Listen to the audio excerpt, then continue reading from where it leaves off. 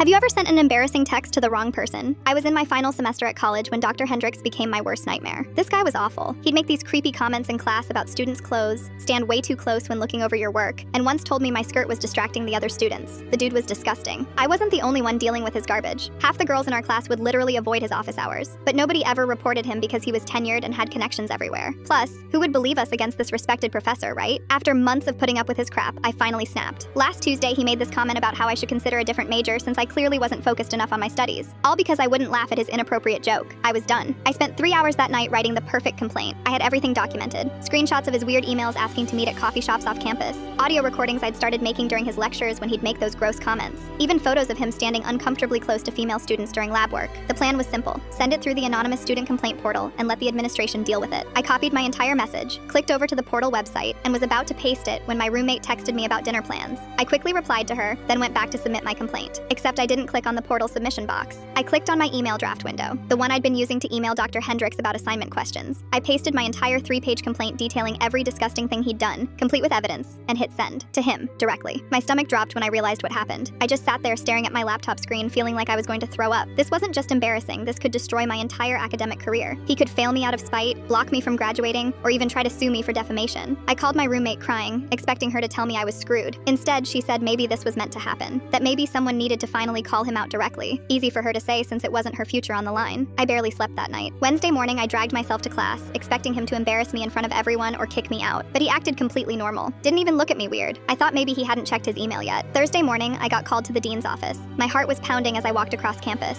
This was it. Dr. Hendricks had probably convinced them I was lying or harassing him. I was probably getting expelled. But when I walked in, Dean Morrison had this serious look on her face that wasn't angry, just concerned. She told me Dr. Hendricks had forwarded my email to her office requesting a formal investigation to clear his name and reputation. He wanted to prove I was making everything up. What he didn't realize was that I had actual evidence backing up every single claim. The dean listened to my audio recordings, looked at the screenshots, and reviewed the photos. Her face got darker with each piece of evidence. Within 2 days, 3 other students came forward with similar stories. Apparently, my accidentally sending that email had given them courage to speak up too. Jessica from my lab group admitted he'd been texting her inappropriate stuff for weeks. Another girl said he'd tried to get her to meet him at his house for tutoring. By Monday, Dr. Hendricks was suspended pending a full investigation. 2 weeks later, he was fired completely.